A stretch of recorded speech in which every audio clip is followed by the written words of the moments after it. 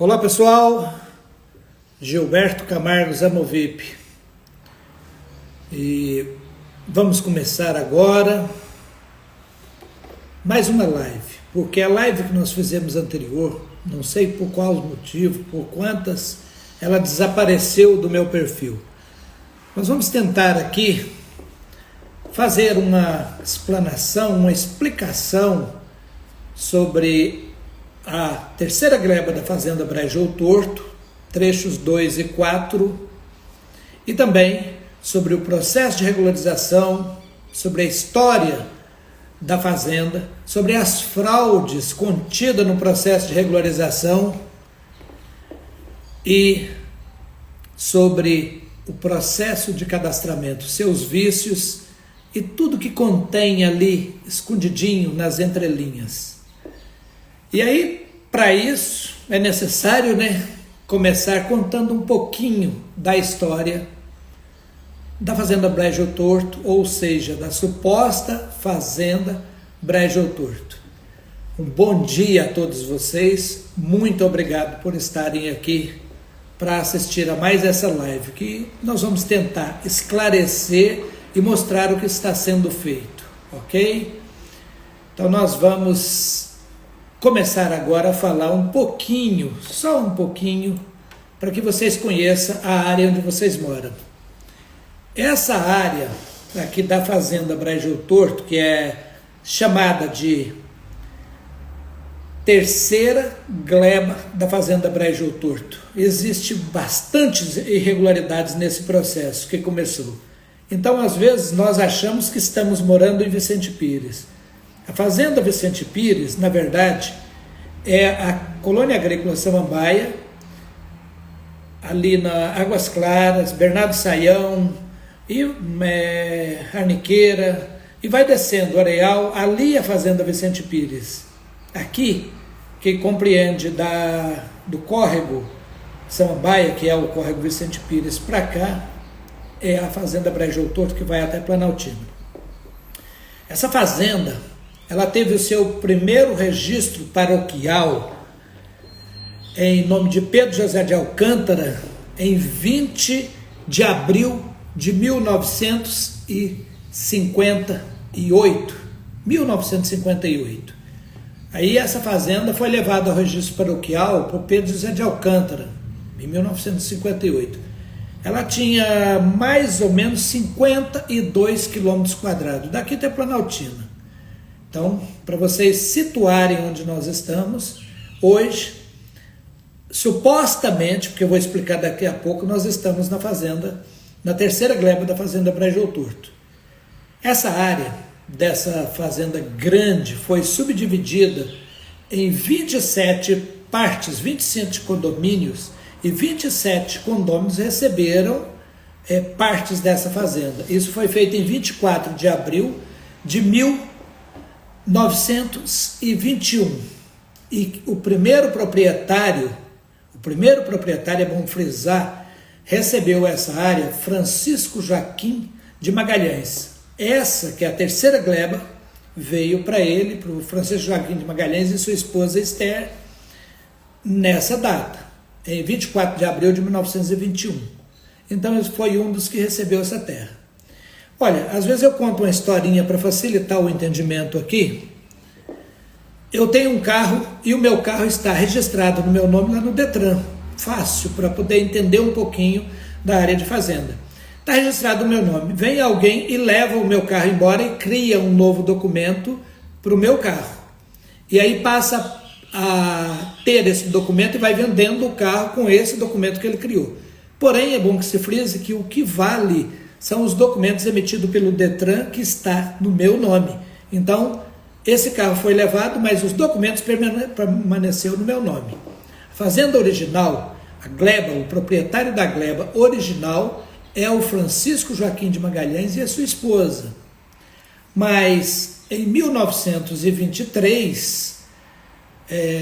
essa fazenda tinha, no total, quando foi dividida em glebas, em partes, 1.807 hectares, 44 áreas e 70 centiáreas. E aí permaneceu no nome de Joaquim Francisco de Magalhães, é bom que se frisa isso, e da esposa, Esther Rosa de Magalhães.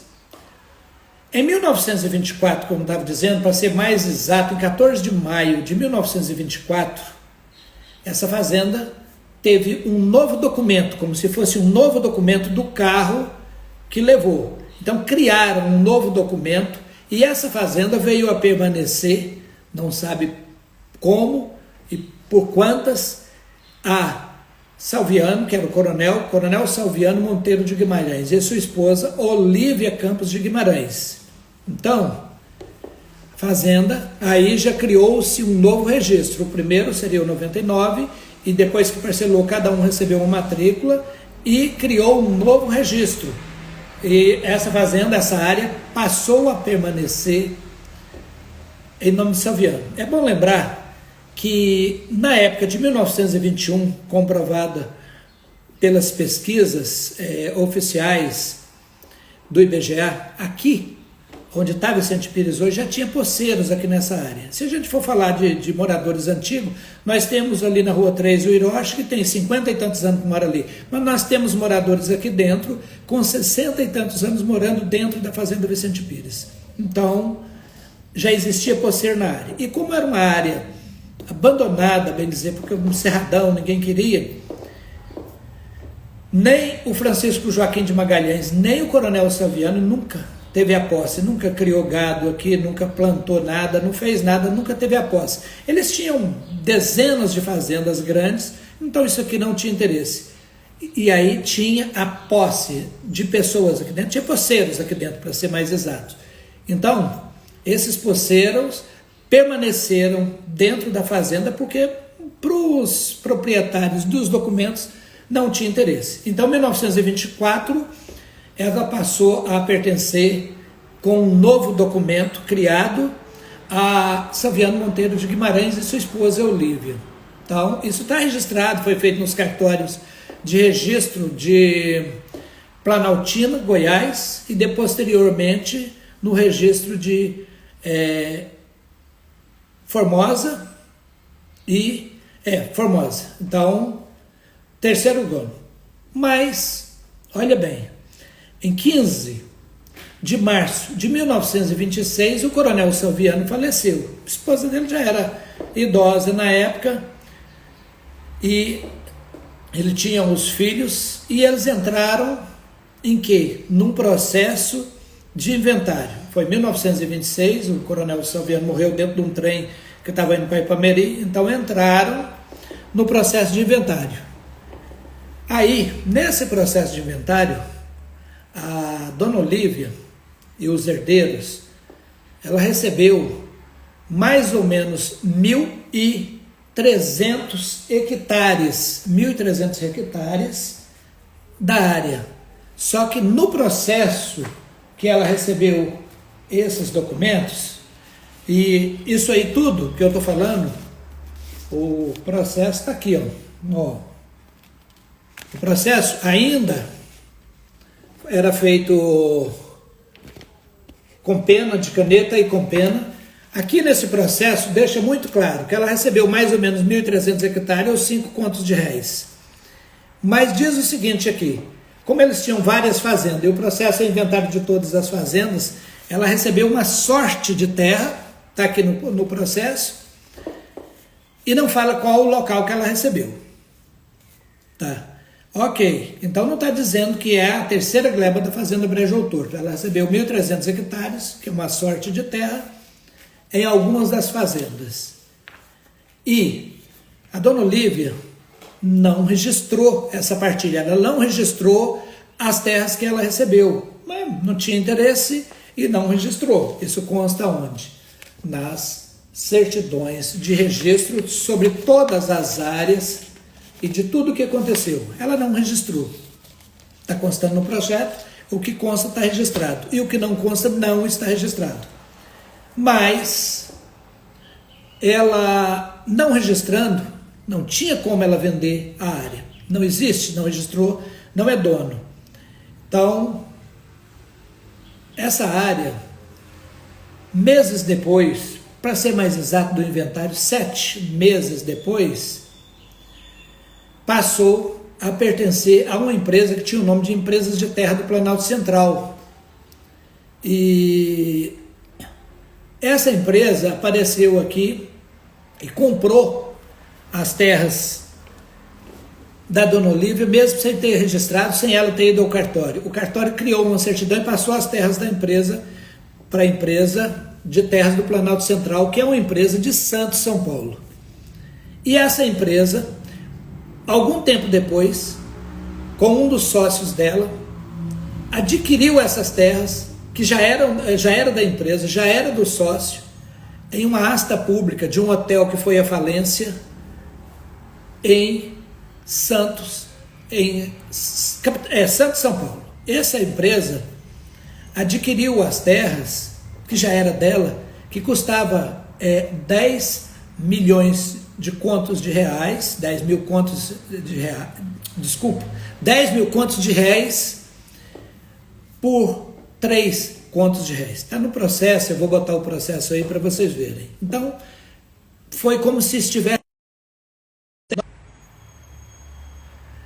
Logo após ele adquirir essas terras, ele vendeu para um outro médico, que é o Eduardo Dutra Vaz, que você já deve ter visto falar aí. Eduardo Dutra Vaz adquiriu as terras e também não pegou a posse. Nenhum desses que comprou as terras não teve a posse das terras, não. E após ele comprar essas terras, veio o quê? A desapropriação por parte do Estado de Goiás e da União para a criação do Distrito Federal. Porém, nenhum desses tinha posse e já existia posseiro dentro das terras. Se as terras ficam, por exemplo, ficam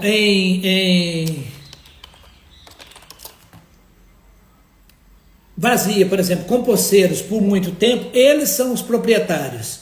E aí a União veio, em 1956 começou o processo de desapropriação, e em 30 de abril de 1959 ela entrou com o processo de desapropriação diretamente do espólio de Eduardo Dutra Vaz, da família de Eduardo Dutra Vaz. Não verificou se tinha posseiros dentro da área, não verificou se tinha documentos legais, se não existia fraude, simplesmente veio e entrou com o processo de desapropriação. Esse processo é vigente na 14ª Vara de São Paulo, Federal, e está vigente até hoje. Olha bem, e aí eu falei um pouco da história da Fazenda Brejo Torto. Mas lembra dos documentos do carro que eu falei lá no início, que é o que vale? Então vamos voltar lá. Vamos voltar lá no processo de início da Fazenda, no qual a Fazenda pertencia ao primeiro, que é o Francisco Joaquim de Magalhães.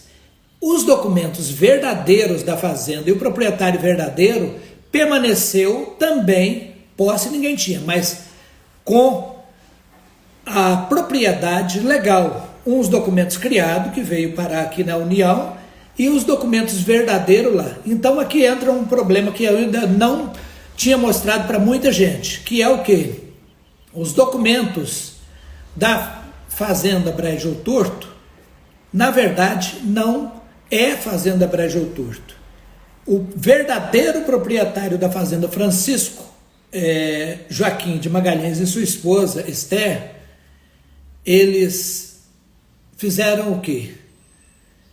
Mantiveram a fazenda em seu nome, que é essa área aqui, e deu continuidade à documentação da fazenda. Então, uma outra vertente, e esses dos reais proprietários da fazenda. E o nome dessa fazenda onde nós moramos não é Fazenda Vicente Pires, não é Fazenda Brejo Torto, e também não é a região que nós conhecemos, Brejo Torto, a Terceira Gleba, nada.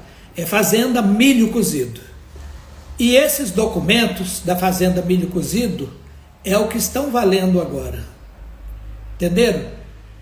Porque, só um minuto, deixa eu atender.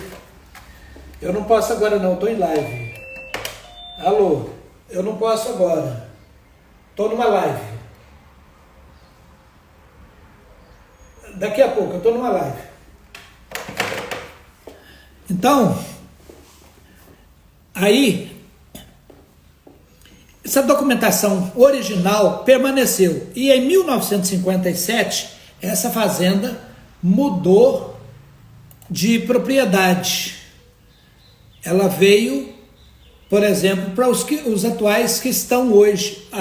Esses documentos da milho cozido e o registro da fazenda hoje é o que é válido. Isso quer dizer o quê? Que a fazenda hoje é uma fazenda particular no qual nós, como poceiros, tem os herdeiros, tem todos eles, nós temos o quê? Nós temos a posse e o direito a uso capião. Está aqui, ó, os registros de cartório. Essa fazenda nunca pertenceu à União, nunca pertenceu à Terracap, porque veio de uma fraude da matrícula originária dela, que consta que é que eles querem vender para a gente, a 154.305, que é essa daqui. Ela não vale, não tem nenhuma validade. É por isso que nós pedimos a nulidade total. A matrícula válida é essa daqui, ó, Fazenda Milho Cozido. E essa é a que vale e ela é uma fazenda particular. O resto, isso aqui é fraude. Para se ter uma ideia da fraude citada, quando eu entro com um processo para poder desapropriar uma área, aqui embaixo, eu cito o cartório para poder deixar no registro indisponível as terras. E mesmo a ação de desapropriação feita na fraude que veio da Estado de Goiás, da União, que se chegou à Terracap, essa área aqui, eles fizeram a citação real, para ser mais exato, aqui, ó, tá aqui, ó, vocês podem ir no cartório aí e retirar. Em 26 de junho de 2005, antes de 2005, toda a área da fazenda que eles querem vender para a gente estava livre. Qualquer pessoa que fosse ao cartório retirava essa certidão como se a fazenda pudesse ser vendida, porque o processo estava em São Paulo. Mas eles citaram a Alice Dutra Vaz, aqui, ó, nessa data, só que ela morreu lá atrás, na década de 30, ela faleceu lá, mas ela foi citada aqui. Então, todo o processo é uma fraude, totalmente. Tudo que foi feito para desapropriação é fraude. Nessa área da fazenda, antes de ter, por exemplo, pessoas dentro da fazenda, aqui, por exemplo, a Terracap veio, mesmo não sendo da União, não sendo da Terracap, porque a adjudicação do processo, ela veio em 2015. Esse aqui é do processo. Então a União só recebeu a adjudicação dessa terra com os documentos fraudados, que ninguém mostrou ainda nos processos. Nós somos os primeiros a estar mostrando isso nos processos. Em 2015, antes as terras não pertenciam a ninguém, a não ser os poceiros, que somos nós. Então vamos lá. Se pertencia a nós, em 1973 se criou a Terracap aí.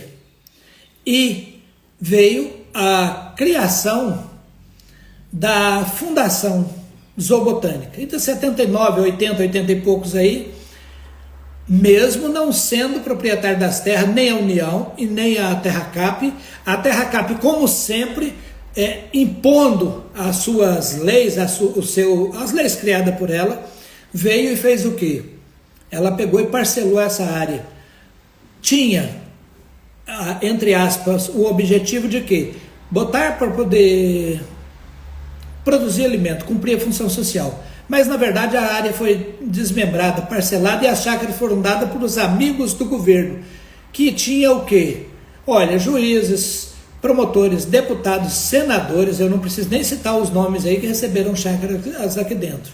Teve juiz agora que vendeu agora recentemente, delegados que vendeu agora recentemente a chácara. Eram os chacareiros. E alguns produtores também que ficaram aqui produzindo.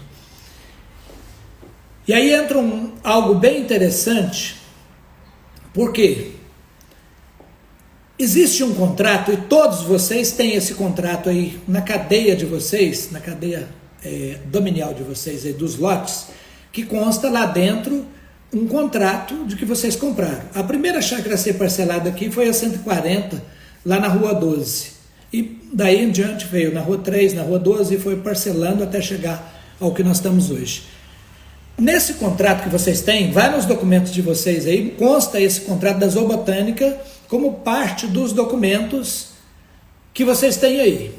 Então, nesses documentos vocês vão ver que era uma concessão onerosa, pagava uma taxinha anual e, ao final, ou esse pessoal comprava da fundação ou eles devolviam. Então, eram esses os documentos. E aí, olha bem, eu conto uma historinha às vezes de 2 veículos que eu tinha. Eu peguei um veículo meu, emprestei para o Zé, o outro veículo eu emprestei para o João, fiz a notificação ao Detran, constando no documento que o veículo estava alienado. E o que aconteceu? Eu e o Detran ficavam observando os carros. Essas pessoas deveriam devolver em 1 ano, 360 dias deveriam devolver os carros como estavam. E aí, um deles, o Zé, pegou o carro e vendeu para um terceiro lá. Esse terceiro pegou e desmanchou o carro e vendeu as peças para o Zé, para o João, para o Joaquim, para o Pedro, para o Mané lá. Já o segundo pegou o carro e parcelou por conta própria. Ele parcelou, ele vendeu, desmanchou o carro e vendeu as peças. Ao final, eu vendo, não fiz nada, o Detran vendo, não fez nada, porque eles tinham desmanchado os carros. Ao final, venceu o ano, eu fui buscar os carros de quem? De quem eu deveria buscar? De quem comprou as peças, o pneu, o motor ou de quem eu entreguei. De acordo com a lei, eu tenho que buscar os veículos de volta, cobrar de quem eu emprestei, com quem eu tenho o contrato. E aí, eu quis cobrar das pessoas ilegalmente. Estou explicando isso pelo seguinte, porque eu vejo muitos dizendo, que nós temos que comprar, nós vamos comprar. Um contrato de arrendamento é quase um contrato de aluguel, é a mesma coisa, nós estamos alugando alguma coisa, arrendando, pagando uma taxa de ocupação por algo. E esses contratos que estavam em nome da Fundação Zoobotânica dos Chacareiros, durante um período eles foram declarados inconstitucionais, mas eles eram revogados, eles eram renovados automaticamente. E ninguém nunca buscou de volta as terras, deixou parcelar.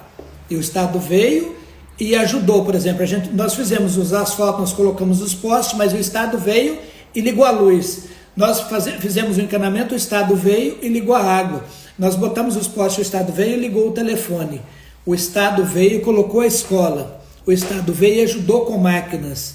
E fez a cidade participativa com os que estavam ocupando os lotes. Então, os chacareiros pegaram as chácaras, alguns parcelaram por conta própria e outros venderam para parceladores, que parcelaram e venderam.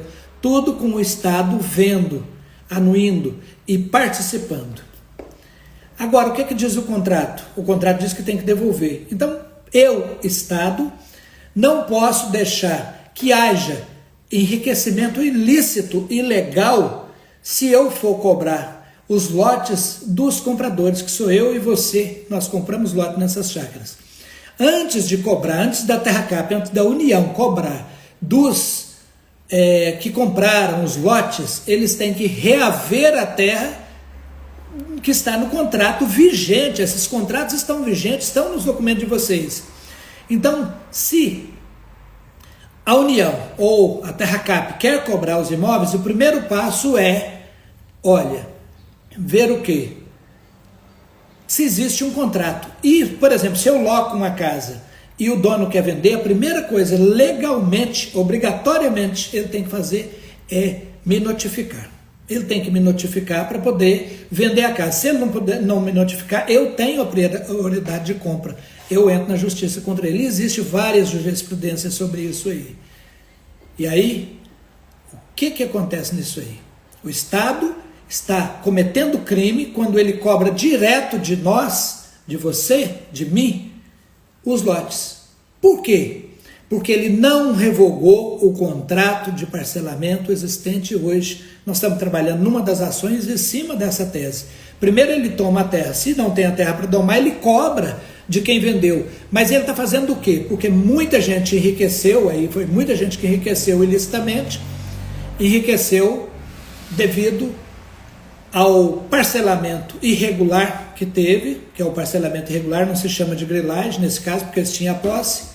Isso está na lei 6766 do uso solo e distribuição, vendeu. E querem cobrar da gente direto, dando o direito. Então está prevaricando, ele está cometendo peculato e improbidade administrativa, entre outros. Então, o que o governador Ibanez está fazendo é dando o direito dessas pessoas que hoje estão parcelando chácaras aqui dentro ainda enriquecerem ilicitamente com aquilo que é do Estado, enquanto a gente tem que pagar por eles. Então, já pagamos para o chacareiro que tem o contrato com o Estado e vamos pagar novamente para a União. Isso é crime. Eu não sei se o governador e o pessoal dele está aí assistindo, estou vendo gente aí do governo aí, os funcionários aí. É crime, governador. Primeiro faça a coisa correta uma vez na vida. Um pouquinho só, eu não posso agora, eu estou numa live. Uns 30 minutos. Oh. Desculpa aí, gente, é o telefone que não para. É muita gente, tem gente batendo lá no portão também, que eu estou recebendo todas as pessoas aqui, eu vou atender daqui a pouco. E então, nós temos o direito de entrar na justiça para isso. Agora nós vamos falar das leis e sobre o cadastramento que eles colocaram aí. Eu espero que vocês tenham entendido até agora, mas estou à disposição para tirar as dúvidas. Vamos lá. Nessa parte da regularização, a princípio, hoje, levando em consideração que as terras estão, primeiro a particular, todos vocês, e eu desafio aí os deputados, os da Terra Cap, os juristas, qualquer um desses que estão do lado da Terra Cap, a aprovar o contrário, e eu estou desafiando aqui que os documentos que nós temos aqui, oficiais da Fazenda Milho Cozido, são falsos. São registros, são transcrições dos cartórios de registro tirada agora, recentemente. Está válida a matrícula. Então, o que é que nós temos que fazer com isso aqui? Nós temos que correr atrás. Nós temos direito a quê? Ao uso capião das terras. A terra da União não tem uso capião. Eu não estou falando da matrícula que a Terra Cap está usando e a União está usando. Eu não estou falando dessa, não. Eu estou falando dessa que é a originária, a verdadeira. Nós temos direito ao uso capião. Esse é o primeiro passo. Porque nós temos a posse desde a época em que essa fazenda foi parcelada, 1923. Já existe posseiro aqui, nós temos como comprovar. Então nós temos a posse. Segundo, a União, quando fez o processo de apropriação, deixou vago até 2005 para que qualquer pessoa cometesse o erro de entrar. Se tivesse citado lá, ela seria. Então ela deveria ter desapropriado de quem está na posse. E aí vamos lá. Lei 13465. Eu até postei nos grupos aí, vocês podem ver algumas coisas sobre as leis, várias ali, um rascunho que nós estamos usando. Então, aí leva-se em consideração o que diz a lei. A lei deixa claro lá que nós temos o direito de regularizar, nós temos o direito adquirido de acordo com a 13465 e de regularizar como? Diretamente da União. E a preço de quê? De terra nua. Terra nua quer dizer o quê? A terra te retirando todas as benfeitorias, é isso que diz a lei, retira os viadutos, a EPTG, retira tudo e volta à área lá de trás, porque nós estamos após desde 1924, se fosse para pagar, seria hoje, em média, de acordo com as jurisprudências que nós temos, o valor de em torno de R$14 direto. Como entra gente aí falando o seguinte, que foi muito mais caro da União. A União regularizou uma parte aqui que foi no Sobradinho, lá em cima no Colorado, e foi antes da lei 13465.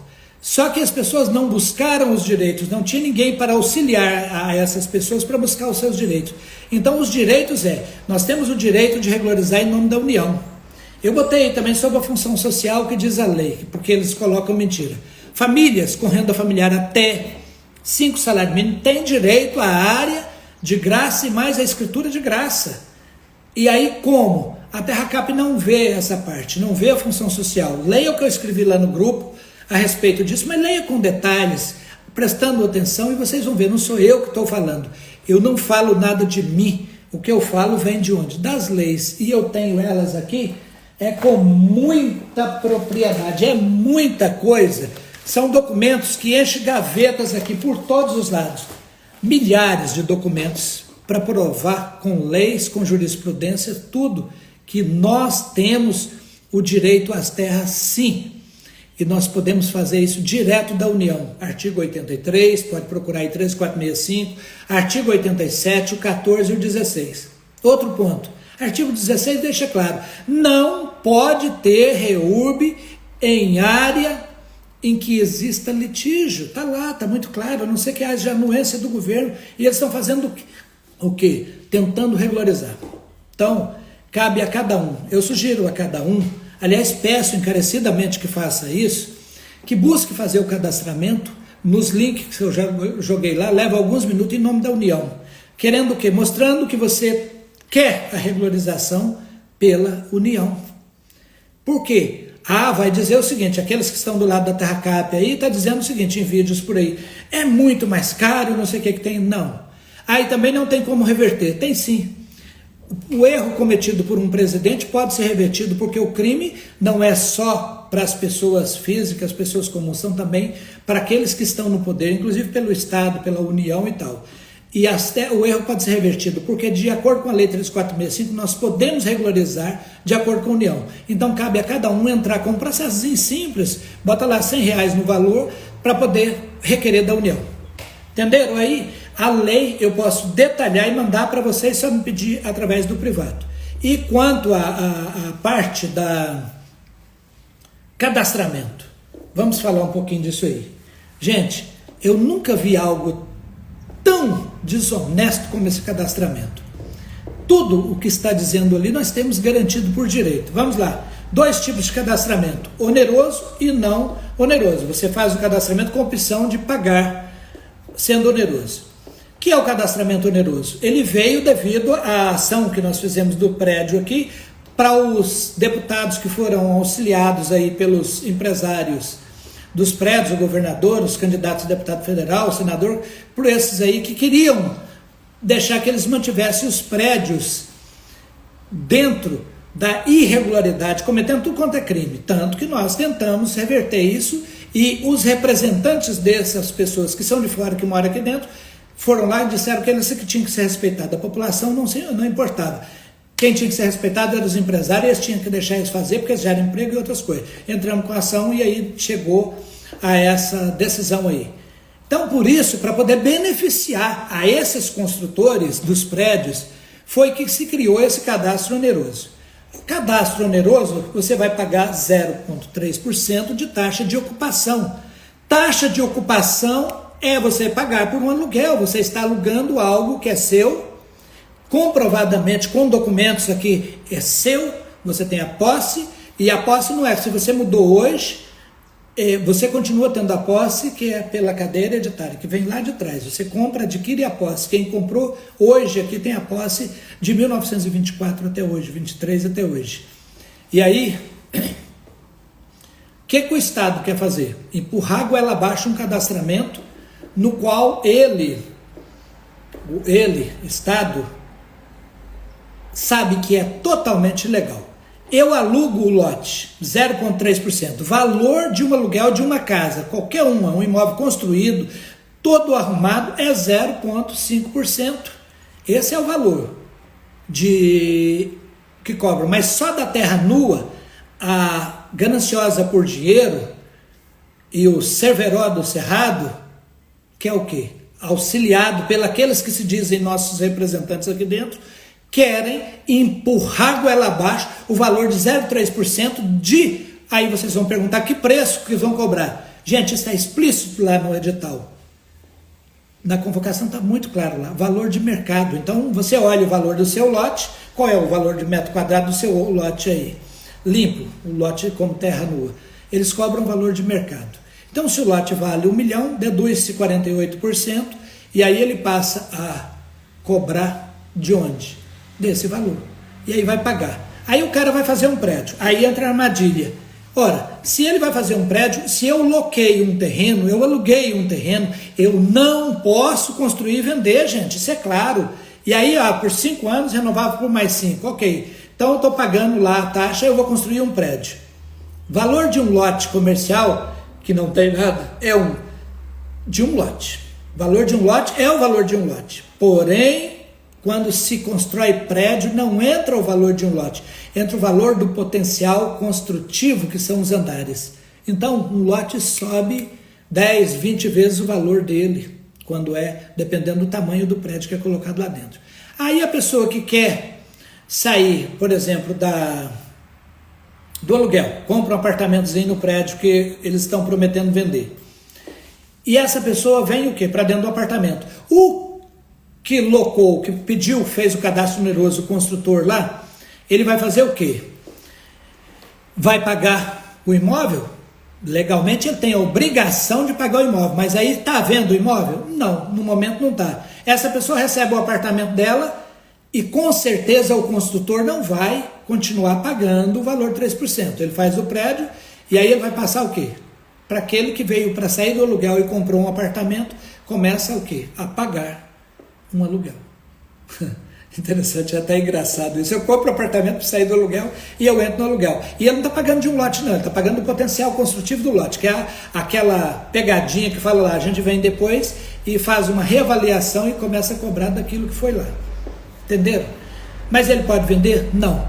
E a pegadinha também não é só para quem compra os apartamentos, não. É para o que vai lá, o empresário que vai lá e faz a oneração, o cadastro oneroso, opta pela onerar ali. Por quê? Ele vai estar construindo. E aí, legalmente, eu vou entrar na justiça contra ele, porque ele recebeu uma licença de construção como se ele fosse o proprietário. E se ele é o proprietário, ele tem que dar escritura para você que comprou um apartamento. Aí sim, ele está com um problema. A escritura tem que ser repassada por ele, pelo construtor. Eles não levou isso em consideração, não estão levando isso. Alguns construtores bem mal intencionados, por sinal, estão buscando com esses prédios que estão aí, que deveria ter sido derrubado já, estão buscando o seguinte, fazer esse cadastramento em nome da associação, criando uma associação de moradores, que seria como um condomínio do prédio, para fazer em nome da associação. Com isso ele joga a responsabilidade de quem? Para aqueles que compraram lá atrás. Olha, gente, pelo amor de Deus, não cai nessa armadilha não. E o cadastro não oneroso? Mas eu tô aqui, quero regularizar, então vou fazer o cadastro não oneroso, certo? O edital não tem nenhuma cláusula, nenhuma, em lugar nenhum, que diz o seguinte, que não vai cobrar. E ontem o diretor de comercialização da Terracap, Júlio César, disse na CBN, e vocês escutam lá, que essa cobrança está garantida na Lei 13.465. Realmente está. De acordo com a Terra da União, falando lá, está assim. Ok. Mas a cobrança em área da União é somente dessa taxa onerosa aí, que é a taxa de ocupação. Em área da União não tem IPTU. E aqui nós pagamos o IPTU. Então, é mais um problema que criou aí. E aí vou fazer não oneroso. Aonde é que diz lá no edital que amanhã eles não vão mudar de ideia e cobrar? Aonde? E tem mais. Aí vamos ler, nós temos que ler, não é só o edital de cadastramento, não. Nós temos que ler o quê? As leis. E principalmente as leis de construção. Querem água?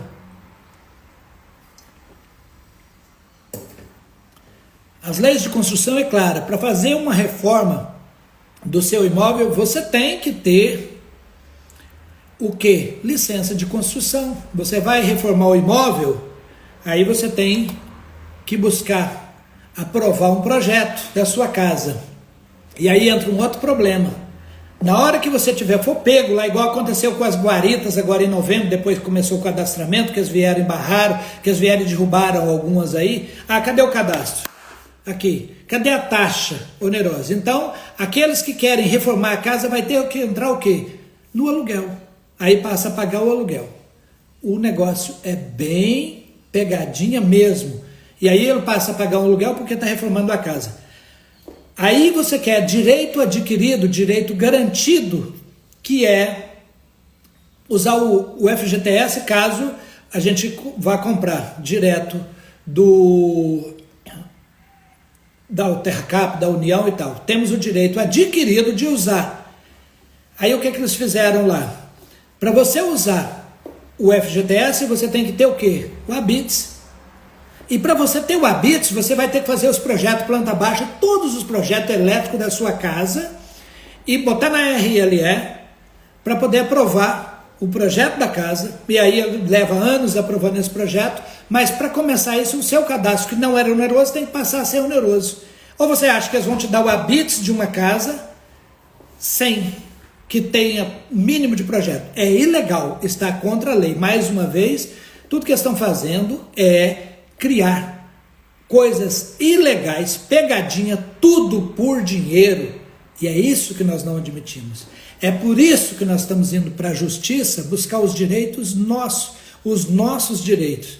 E é por isso que nós já corremos atrás de senadores, de deputados, e não conseguimos apoio com nenhum, por exemplo, os que diz nosso representante aqui, nem dos que apoiaram eles. Estivemos atrás de senadores que não deram apoio, da base do Ibanez aqui, dos deputados digitais, nenhum deu apoio.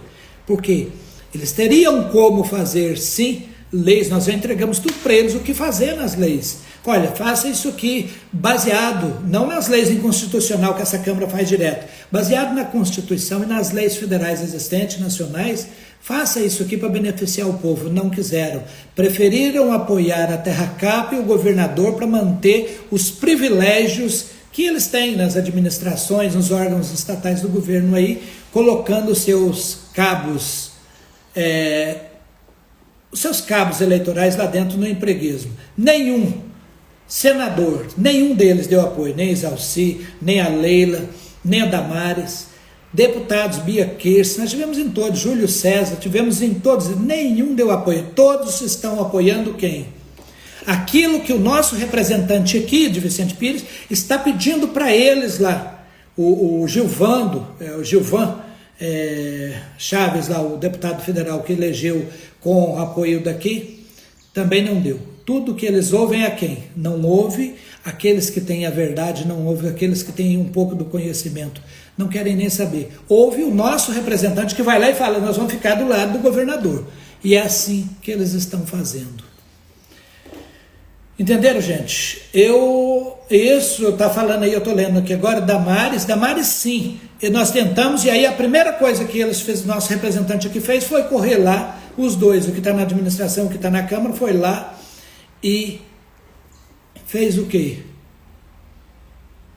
Tirou, falou para ela o que ela deveria falar para a gente aqui, aí nós cancelamos com ela, todos, nenhum. Nós não temos nenhum apoio. E as supostas lideranças daqui, que são hoje funcionários do GDF, a maioria estão do lado de lá. E alguns contratados, inclusive, pela Terracap. Mas nós estamos tentando reverter isso. Entenderam? E aí, a quem nós vamos recorrer? A nós mesmos. Eu sugiro a vocês que façam um cadastro na União. Senhores síndicos, vocês têm o direito de fazer da área inteira e adquirir de lá. E nós podemos lutar sim juntos, de mãos dadas, por um preço menor. Estou falando para vocês não fazer o cadastramento? Estou falando isso não. Querem fazer? Façam. Vocês têm livre arbítrio para isso. Saibam no que vocês estão entrando. Agora, se preferir entrar com a ação de uso capião, entra com a ação de uso capião. Eu forneço a tese para vocês. Eu mando a ação pronta. Só os advogados mexer um pouquinho, mudando os nomes, os dados lá. Está pronto aqui. E outras ações. Entre, senhores síndicos, entre com uma açãozinha simples, no valor de R$100 a ação, lá requerendo na vara federal o direito de regularizar da União. Nessa ação, não vai dizer, olha, eu quero comprar da União, vai dizer o seguinte, nós queremos regularizar pela União. Porque a hora que a gente provar aqui que ela não é dona, que é tudo fraude, através das ações, as terras vêm para a gente. E aí a gente vai ter aquilo que é nosso por direito. Eu estou vendo aí as dúvidas, mas não vai dar para responder. O cadastro da União, gente, não dá para responder tudo, mas está no grupo. Quem não tiver aí, pede o Dr. Daniel, pede os outros aí que estão nos grupos, para enviar os links dos grupos. Eu estou colocando, ou me manda no privado aqui. Eu tenho feito muitas palestras, minha garganta está falhando por causa disso. Porque chego a ter 3 palestras por dia, então é muita coisa nos condomínios. E quem quiser, entre em contato comigo aqui. Eu não estou nem dirigindo para lá, é só me buscar aqui. Então,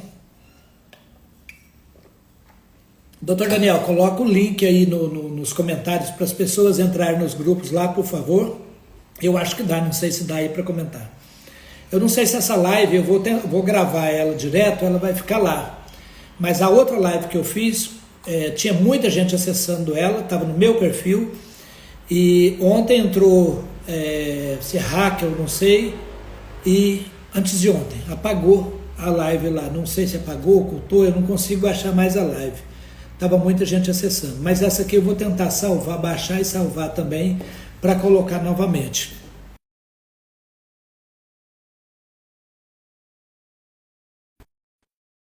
Sugiro para vocês que busquem os direitos. A justiça não socorre os que dormem.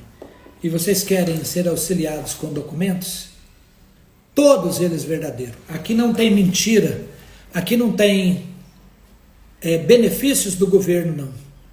O que eu tenho aqui na minha casa é o meu salário, que é um salário mínimo que eu ganho da minha aposentadoria por invalidez. Nós não aceitamos cargo lá no governo. Mas nós estamos aqui para lutar há 30 anos. Antes de ontem eu completei 60 anos, 30 foram dedicados a essa cidade, sem nunca ter cobrado nada de ninguém. Nada de ninguém, de vocês que estão aí, de ninguém. Entenderam? Então, nós estamos aqui para servir a vocês. Esse é um dom que nós temos, um trabalho voluntário. Então, busque os direitos de vocês, nós vamos auxiliar vocês em todas as formas, com documentos, com informações, com petições. Pode trazer os advogados à vontade. A gente vai estar aqui para isso. Agora, busque, peça o outro lado lá, os representantes aí da Terra Capa, para fazer uma live, ou pelo menos ir no seu condomínio e fazer uma palestra, ou fazer nas ruas aí, e provar com documentos tudo o que nós mostramos aqui. Eu desafio aí a todos eles, o deputado, o presidente de associação, os funcionários da administração que tem batido aí com vontade, eu desafio vocês a fazerem uma live comigo aqui, no qual eu mostro os documentos e vocês mostram os de vocês. Venha, eu estou à disposição. Eu vou ouvir vocês, vou mostrar o que eu tenho, vou mostrar o pouco que eu sei e quero que vocês provem que eu estou errado. Ô, gente, muito obrigado a todos vocês. Eu vou salvar a live aqui. Então, eu já estou ficando sem voz aqui, eu tenho palestra daqui a pouco. Muito obrigado a todos, viu? Um bom dia, que Deus abençoe e que a nossa luta seja vitoriosa, porque nós trabalhamos com a verdade. Tchau.